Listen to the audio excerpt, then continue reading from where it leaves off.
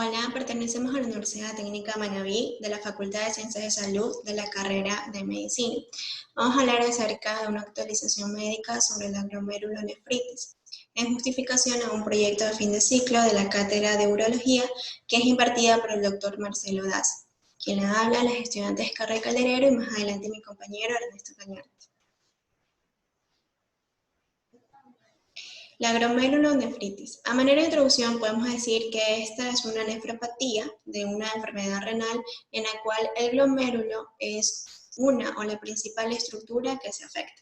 Recordemos que el glomérulo es un conjunto de capilares que están contenidos en el corpúsculo renal, que a su vez va a estar constituido por lo que es la cápsula de Pogman. Como podemos ver aquí está la cápsula de Pogman y en su interior está el ovillo capilar. Esta cápsula de Bowman a su vez tiene dos entradas, una porción vascular y una porción urinaria.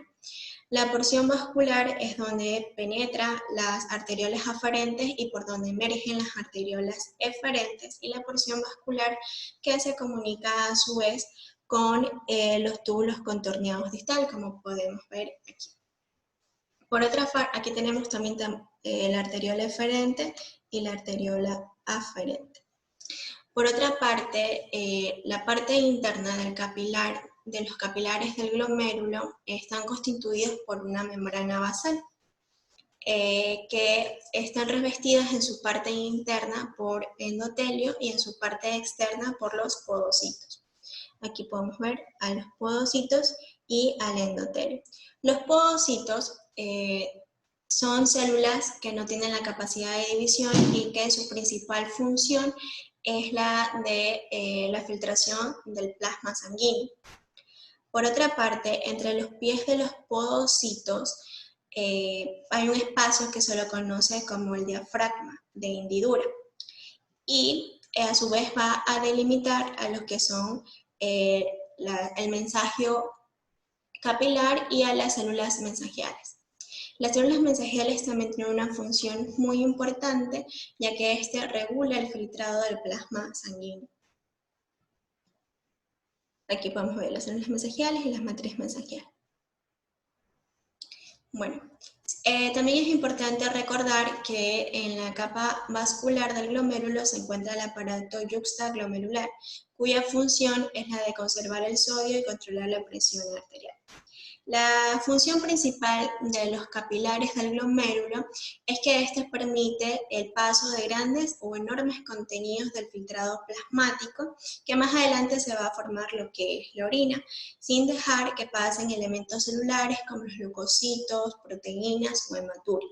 Esta función de barrera es la que se encuentra alterada en las glomerulopatías. Entonces, el cuadro clínico general de la glomerulonefritis va a iniciar con una hematuria. El paciente refleja que el color de su orina es de forma de una Coca-Cola. La hematuria, a diferencia de la urinaria, la hematuria glomerular es asintomática. También va a haber presencia de hematuria, como podemos ver aquí, y albuminuria. Hay que recordar que la albúmina es la proteína que más se pierde en este tipo de glomerulopatías, y también otro riesgo clínico que es muy frecuente es la hipertensión arterial, sobre todo si coexiste alguna insuficiencia renal. Bueno, vamos a hablar del diagnóstico, del tratamiento general y la clasificación general de las glomerulopatías. El diagnóstico de las glomerulopatías primarias definitivo es la biopsia renal. Esta biopsia renal va a estar indicada en pacientes con síndrome nefrótico, en pacientes con síndrome nefrítico o en pacientes que tienen un deterioro agudo de la función renal, en el cual se sospecha una glomerulonefritis porque viene acompañada de lo que es la hematuria y proteinuria. La clasificación general de las glomerulopatías, vamos a tener una glomerulonefritis primaria que cursa con un síndrome nefrótico, una glomerulonefritis primaria que cursa con un síndrome nefrítico o con un deterioro agudo de la función renal, y una glomerulonefritis primaria con una presentación clínica variable. también existe otro tipo de glomerulonefritis. El tratamiento general en este tipo de pacientes es una dieta hiposódica, el ejercicio, el control de la presión arterial, el control de la lipidemia y también se puede administrar fármacos antiproteinúricos no inmunosupresivos. Bueno, vamos a hablar acerca de las glomerulonefritis primarias que cursan con síndrome nefrótico. Entre ellas vamos a tener la glomerulonefritis por lesión mínima. La glomerulonefritis por lesión mínima es la causa más frecuente de síndrome nefrótico en infancia y alrededor más o menos del 20% representa los casos de síndrome nefrótico idiopático en el adulto. Como es una patología de etiología desconocida, su patogenia todavía no está muy clara, pero parece ser el resultado de una actividad anormal de los linfocitos T, sobre todo del tipo CD34. Esto a su vez va a liberar lo que es la linfocina y esto a su vez va a provocar el aumento de la permeabilidad capilar, va a haber una modificación en lo que son los pies de los podocitos y las proteínas de bajo peso molecular van a atravesar esta membrana con mayor facilidad. Normalmente a esta glomerulonefritis por lesiones mínimas se le asocian a los linfomas de Hodgkin y otros tipos de linfoma. En un microscopio electrónico podemos observar la función completa de los pies de los podocitos. Aquí podemos observar que los pies de los podocitos están normal, pero acá ya hay una función completa, por lo que yo dije. Al existir aumento de la permeabilidad, porque además de liberarse la linfocina, también hay otros factores desconocidos que se pueden liberar, va a provocar que haya o que exista una función completa o difusa de los podocitos. Por otro lado, en el microscopio óptico, este estudio se caracteriza por la normalidad de sus resultados. Este tipo de glomerulonefritis por lesiones mínimas tiene una respuesta favorable a anticuerpos monoclonales contra linfocitos B. En cuanto al cuadro clínico o a la clínica de este tipo de patología, se caracteriza por un edema generalizado, intenso y que aparece abruptamente, acompañado de miembros inferiores y facial, como podemos ver aquí. Un edema de miembros inferiores donde se observa la fobia. También va a estar acompañado de ascitis y derrame pleural, como podemos observar aquí.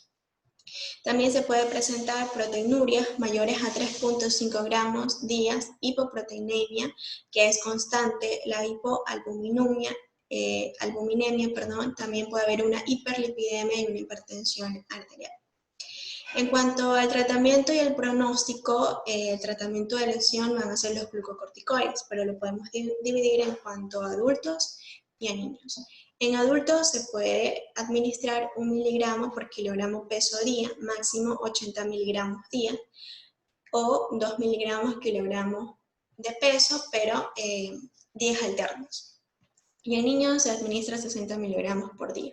En cuanto al pronóstico, es una enfermedad donde las recaídas son muy frecuentes. Otro tipo de glomerulonefritis primarias que cursan con síndrome nefrótico tenemos la glomerulosclerosis segmentaria y focal. Como su nombre lo dice, se caracteriza por hallazgos de áreas de esclerosis glomerular. En cuanto a la etiología de esta patología es múltiple y se la ha clasificado en varios tipos. Tenemos anomalías genéticas donde va a haber mutación del gen de la nefrina, que esta va a alterar el comportamiento de los podocitos, también de la A-actina 4, del gen supresor del tumor de Williams. También tenemos las primarias o idiopáticas, donde va a haber la liberación de factores que van a aumentar la permeabilidad de la membrana capilar. Y en cuanto a las secundarias, pues las principales es una hiperfiltración. La hiperfiltración a su vez va a causar una vasodilatación preferente de la arteriola eferente, que a su vez va a provocar una hiperperfunción y un aumento de la filtración glomerular. Por otra parte, también está la cicatrización de procesos glomerulares que han sido previos, tóxicos y fármacos y formas colapsantes del filtrado glomerular. En cuanto a la anatomía patológica, la esclerosis se la puede dividir en focal y segmentaria. Focal porque afectan algunos glomérulos y segmentarias que afectan algunas asas capilares. En el microscopio electrónico podemos ver también una función completa y difuso de los pies de los podocitos. Y otro dato característico es que va a haber un depósito granuloso de inmunoglobulina M y el complemento 3. En cuanto al cuadro clínico, lo podemos dividir según su etiología, en genética primaria y secundaria. En cuanto a la genética primaria, tenemos manifestaciones que corresponden a un síndrome nefrótico completo, como es el edema, la orina con espuma y la hipoalbuminemia. También puede haber una hematuria en rango macro o microscópico, una hipertensión arterial y una insuficiencia renal. Las manifestaciones clínicas que se presentan a nivel de la etiología secundaria, aquí es diferente a la primaria porque va a haber ausencia de edema e hipoalbuminemia, o sea, no se dan las manifestaciones clínicas que son típicas del síndrome nefrótico. Podemos tener una proteinuria no nefrótica aislada o una proteinuria en rango nefrótico y una proteinuria característicamente lenta. En cuanto al tratamiento y el pronóstico, lo vamos a dividir de acuerdo a la primera línea de tratamiento o segunda línea de tratamiento. La primera línea de tratamiento tenemos una proteinuria no nefrótica o un síndrome nefrótico completo. Cuando es una proteinuria no nefrótica, podemos administrar IECA o ARA2, y cuando se refiere o es de un origen nefrótico completo, utilizamos glucocorticoides como el anterior. En la segunda línea de tratamiento están los anticalcinúricos, que tenemos la ciclosporina y tacrolimus. En la línea secundaria o etiología secundaria vamos a tener también fármacos bloqueantes del sistema renina-angiotensina-aldosterona, y la pérdida de peso también se manifiesta en uno de los cuadros clínicos de esta glomerulosclerosis segmentaria y focal. En cuanto a la nefropatía membranosa, esta en cambio es causada por antígenos específicos y anticuerpos que van dirigidos contra ellas. Vamos a tener las causas que pueden ser secundarias o idiopáticas. Dentro de las secundarias tenemos infecciones, neoplasias, enfermedades sistémicas, fármacos y otros. Y también tenemos las idiopáticas. Bueno, este tipo de nefropatía membranosa se da sobre todo en pacientes adultos o adultos mayores. En cuanto a la anatomía patológica, podemos observar un engrosamiento de la pared de los capilares, y también algo característico son las espiques o espículas que parten desde la membrana basal glomerular hacia afuera y que tratan de englobar los complejos inmunes, como que lo atrapan. También podemos observar la presencia de depósitos electrodensos distribuidos homogéneamente por la vertiente subepitelial del glomérulo. También, por otra parte, podemos observar que los antígenos que están implicados y que van a depositar, los antígenos implicados se depositan primero en la membrana basal, como vemos aquí, de los podocitos, en la membrana basal y en los podocitos. Y luego estos atraviesan la membrana basal y forman in situ complejos inmunes. Bueno, para continuar con la nefropatía membranosa, vamos a hablar acerca de su cuadro clínico. Este se va a diagnosticar gracias a tener las manifestaciones de un síndrome nefrótico completo, es decir, va a presentar el paciente edema, orina con espuma, hipoalbuminemia. En ocasiones no se lo diagnostica con esto, sino que se encuentra una proteinuria asintomática en el paciente. Además, también puede cursar con microhematuria y con macrohematuria en cualquiera de los dos casos. La función renal de estos pacientes va a ser normal, así como su presión arterial también va a ser normal. El tratamiento, el tratamiento clásico va a ser un tratamiento en conjunto, en el que vamos a usar dos fármacos, los glucocorticoides y las ciclofosfamida. Los glucocorticoides los vamos a dar en dosis altas en los meses pares, y la ciclofosfamida los vamos a dar vía oral en los meses impares. Cabe destacar que este tratamiento es por 6 meses y lo que se busca es bajar la proteinuria. Aparte de esto, tenemos otros fármacos como los anticalcineurínicos. Aquí tenemos las ciclosporinas y los tacrolimus. que también han dado resultados positivos. Aparte tenemos el rituximab, y por último las inyecciones de ACTH que cursan con un buen porcentaje de remisiones.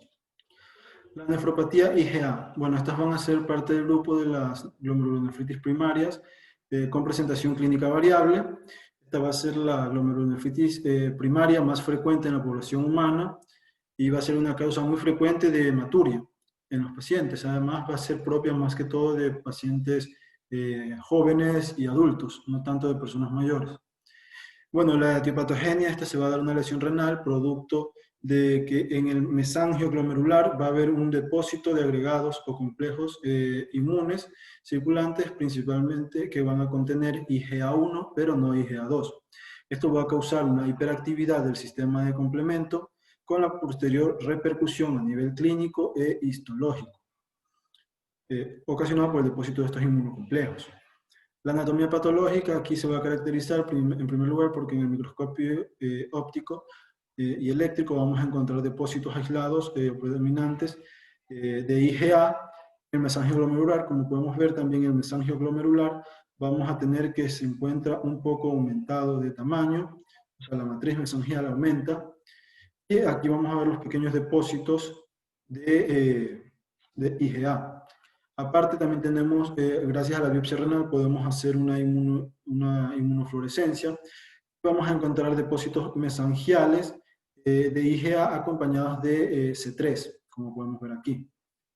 Esta patología tiene un pronóstico malo cuando el grado de proliferación de las células mesangiales, cuando hay un grado alto de proliferación de células mesangiales y endoteliales.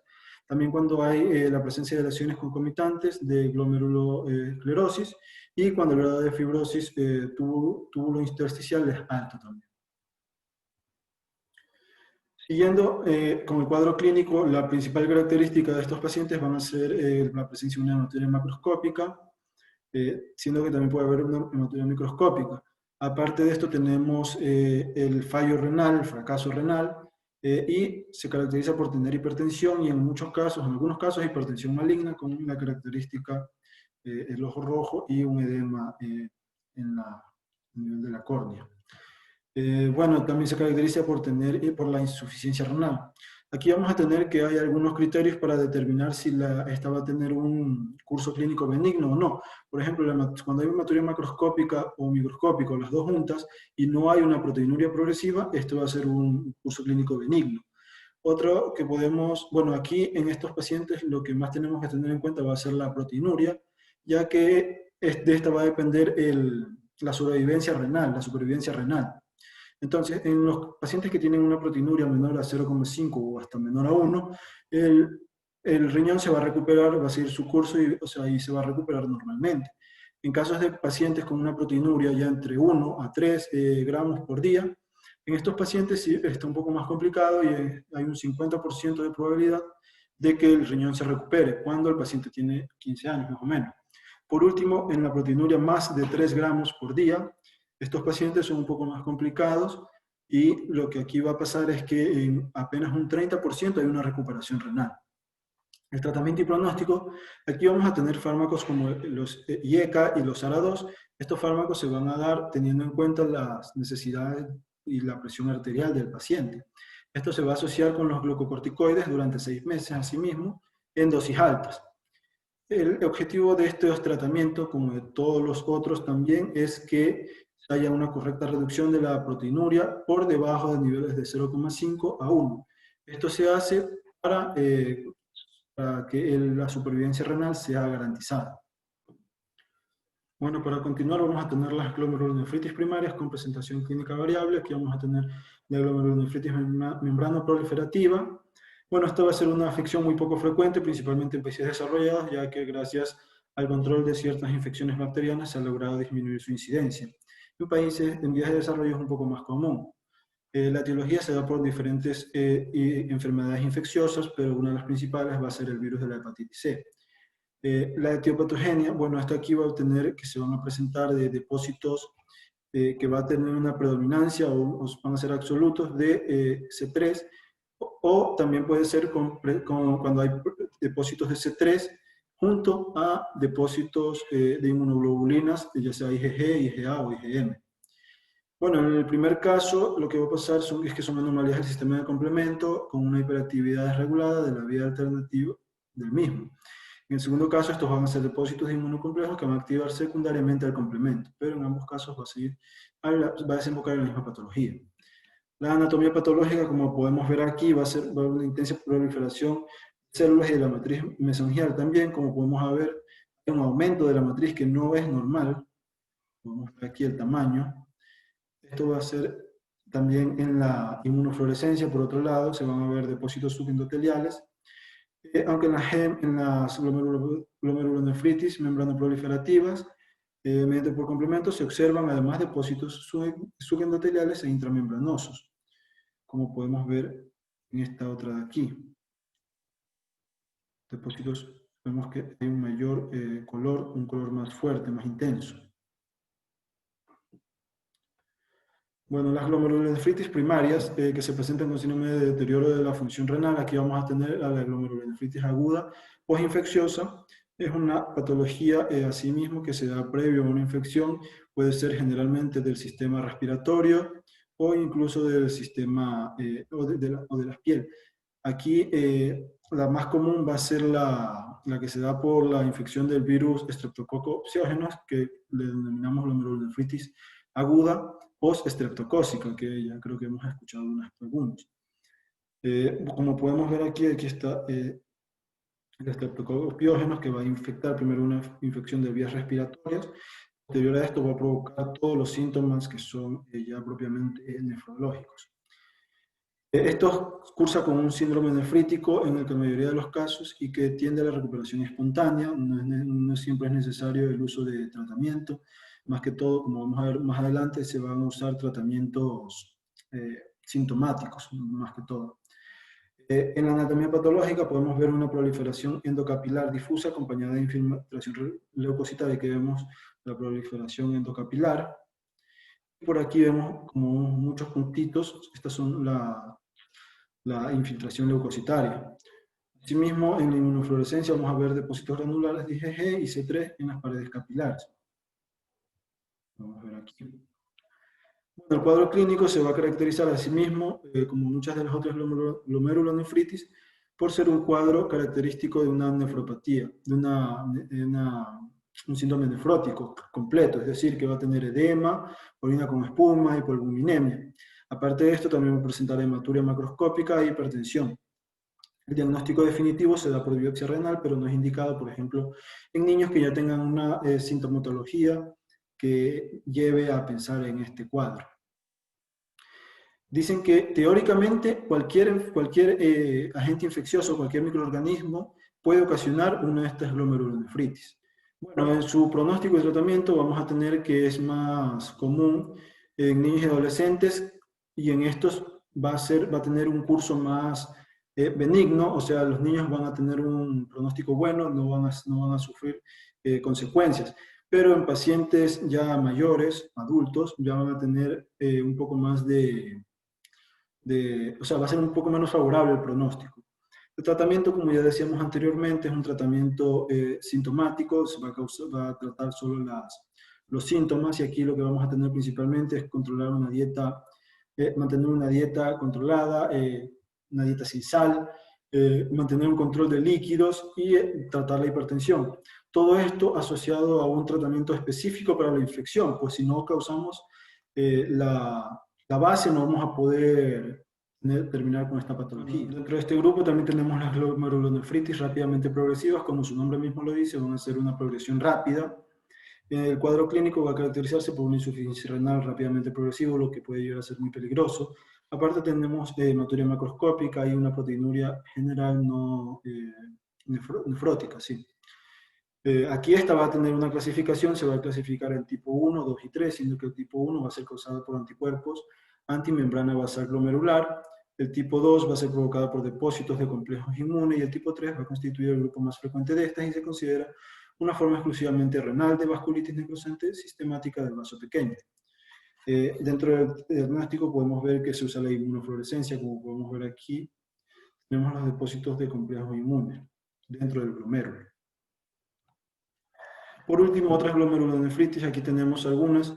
Tenemos dos principalmente, la glomerulonefritis mesangial no IgA, la nefropatía IgM y la nefropatía C1Q, y las glomerulonefritis fibrilar. Bueno, esto es importante decir que no se ha llegado a un consenso aún entre los investigadores, pues dicen que ambas pueden ser nada más que grupos de otras glomerulonefritis, pero con algunas características especiales. Por ejemplo, la primera tenemos que va a ser el cuadro clínico, va a ser un síndrome nefrótico, ya vimos edema, hipoalbuminemia, resistente a los glucocorticoides. El tratamiento va a ser similar a las glomerulonefritis que ya hemos hablado, y esta va a caracterizarse por no tener depósitos IgA.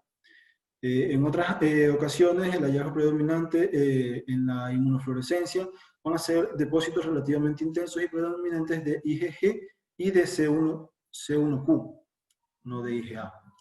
Por último, las glomerulonefritis fibrilar, esta va a ser un depósito glomerular de proteínas fibrilares, como podemos ver aquí, en modo aleatorio cuando son de pequeño tamaño y en un modo más paralelo cuando son de gran tamaño. La proteinuria nefrótica, esta, bueno, va a tener va a haber una proteinuria nefrótica y va a tener un rápido deterioro de la función renal. Su evolución tiende a ser favorable en algunos casos tratados con rituximab, con este fármaco. Bueno, muchas gracias por su atención. Esa fue la exposición de nuestro grupo.